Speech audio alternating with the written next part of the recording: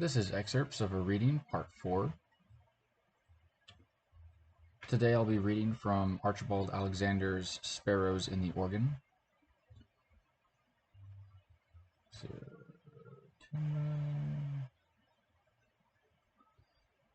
This is a collection of short stories, maybe 2 or 3 pages at most, that all, for lack of a better term, it's the equivalent of Jesus' parables, short little stories or excerpts of common day living that present very simple lessons that we can all remember.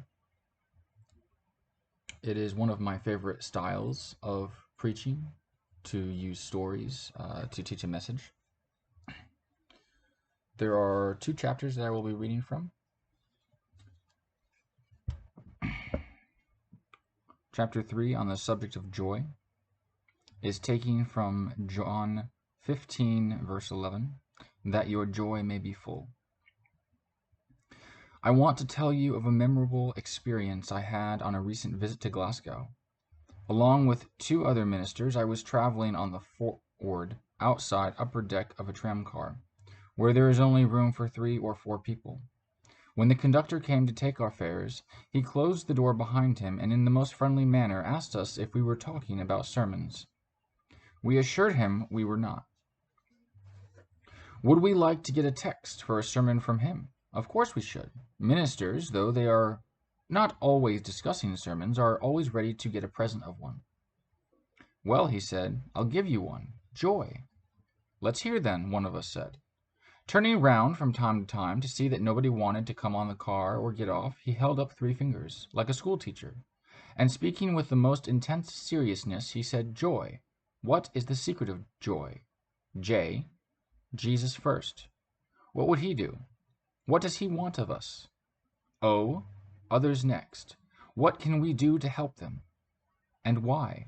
Yourself last. Then he opened the door and went downstairs and left us wondering whether in any other country in the world than Scotland an incident like that could have happened. As I left his car, I thanked him for his sermon, and I promised I would carry it to London and tell it to my children there, just as he told it. And I have done so.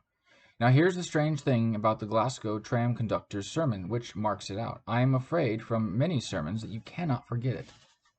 Even if you want to, for the rest of your lives, you will remember that the secret of joy is J-O-Y. Jesus first, others next, yourself last. Like I said, very short, very simple messages, very easy to remember. I think I read this book 3 years ago and I still remember that. Chapter 5, Patchwork Saints, taken from Romans 1, verse 7, called to be saints. We speak of saints sometimes. What is a saint? We think of a saint as one who lives a pure and blessed and holy life, who never does wrong and never disappoints God. But that is not a saint. That is a picture of Jesus. And he was not a saint. He was Jesus, whom all the saints worship and adore. Do you really want to know what a saint is? A saint is one who has sinned and failed and fallen many times, and many, many times has turned to God the Father, and has not only been forgiven, but healed, and helped and made better. You know how it sometimes is between you and your Father, when you have done something wrong, and you know it, and He knows it. In a curious kind of way, that something burns and gnaws inside of you, and spoils things altogether between you and Him, till you go and confess and tell Him you are sorry. And then when He says, It's all right, old man, but I am glad you have come and told me, it is not merely that you have been forgiven, but that there is a bright and strong and loving bit inside you now, where before there was an ache and division. When we go to God our Father with our failures, that is what happens. He not only forgives, He restores. He makes the place more than well again. And I think a saint is one who has done that so often that he is nearly all renewed by God. Once there was an old man who wore brown worsted stockings. He was always holing them, and as he lived alone, he had to mend them himself. But silk was all he had in the house, so he used just that, till in the end his stockings were nearly all silk together. A saint is one who has had his torn, worsted, mended so often with God's silk, that he is nearly all of God's renewing, and there is very little of his old self left. Now, for anyone looking for this book, Sparrows in the Organ by Archibald Alexander. There are two Archibald Alexanders DD. This particular one is based in London. There is another one who is primarily based in Virginia and in the US. Those are two different people from what I can tell in my research. The US Alexander is Presbyterian, and as far as I can tell, so is this one, but Scottish Presbyterian, Church of Scotland. The print date is not listed on this book, so I have no idea when it's from. However, when I compare the list of books by the American Archibald Alexander, it does not match the list of works here in the front page, in which it says, author of The Glory in the Grey, by sun and candlelight, feathers on the moor, turn but a stone.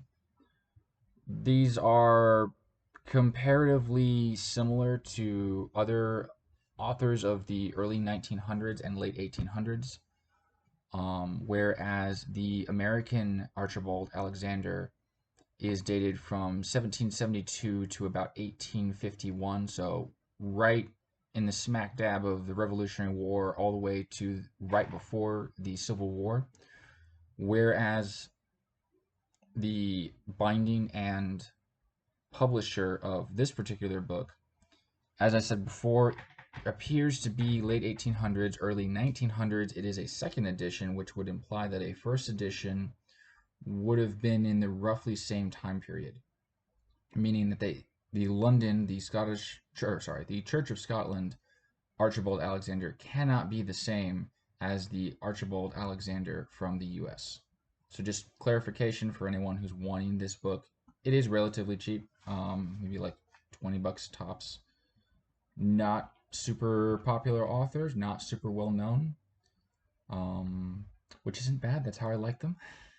I don't really care for competing for $100 for a book. That's kind of crazy to me. But yeah, for any of you who like books like this, where it's just a collection of stories and simple lessons, this is one of my top 3 favorite authors of that genre, as far as the dead authors go. But yeah, let me know what you think, and if there's any books that I should add to my reading list. Have a great day.